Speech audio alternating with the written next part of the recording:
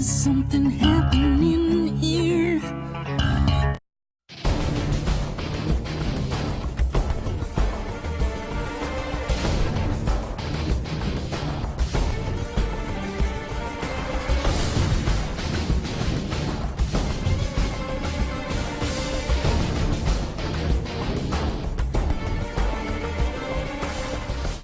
For our project, we decided to analyze the correlation between bank robberies and select populations. Listen,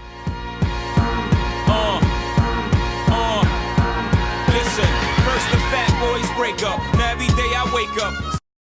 Our original hypothesis was that as the population increased, so would the number of bank robberies. We first examined the relationship between state population and the number of bank robberies. We proved that our hypothesis was correct through the use of a linear trend line.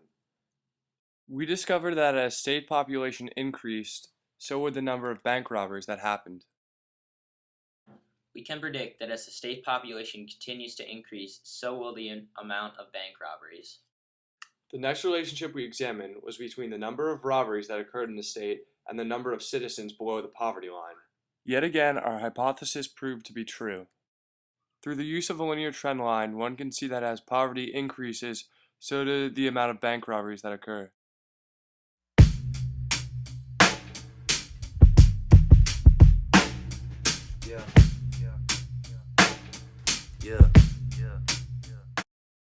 The second relationship we examined was between cities' population and their number of bank robberies. Through our data, we saw that even though New York had the highest population, Atlanta had the highest number of bank robberies. This data contrasted our hypothesis that as population increased, so would the number of bank robberies.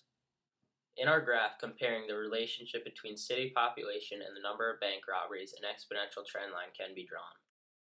However, our data is so scattered that our hypothesis can be proven incorrect. Next, we examined the correlation between the number of bank robberies in a city and the amount of the city's citizens under the poverty line.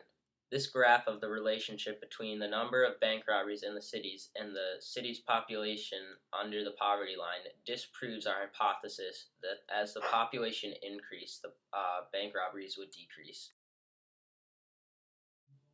This graph proves through a linear trend line that as the population in poverty increases, the number of bank robberies decrease. We feel that this is in part due to the possible lack of money the impoverished have to obtain the necessary resources to successfully rob a bank.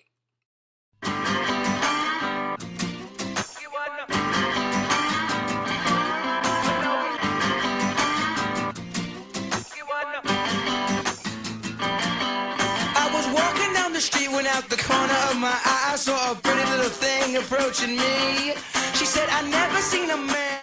The last relationship we examined was between the number of police officers and the number of bank robberies. Through this data, we can see that the larger the police force, the fewer the number of robberies. Through a linear trend line, one can see that our hypothesis was true, and the robbery rate drops as the police force increases. We use this data to predict that in the future, if officers begin to leave the force, the robbery rate will increase. In conclusion, our data proved to be true in some areas and wrong in others. The data proved correct when we analyzed the state population against the number of bank robberies, as well as when we analyzed the state population in poverty against the number of bank robberies. When examining the city's population versus robberies, we concluded that the data was too sporadic to be conclusive, and when analyzing the city's population in poverty versus robberies, we found that the information was opposite of our hypothesis and that the greater the population in poverty, the fewer the amount of robberies will occur. Through additional research, we found that the larger police force, the fewer amount of bank robberies would occur, and we predicted that in the future, if police enrollment declines, robbery rates will increase. Throw your diamonds in the sky if you feel the vibe. The rock is still alive every time I rhyme. Forever, ever, forever, ever, ever, ever, ever, ever, ever, ever, ever, ever, ever. Close your eyes and imagine, feel the magic. Vegas on acid, sing through Yves Saint Laurent glasses.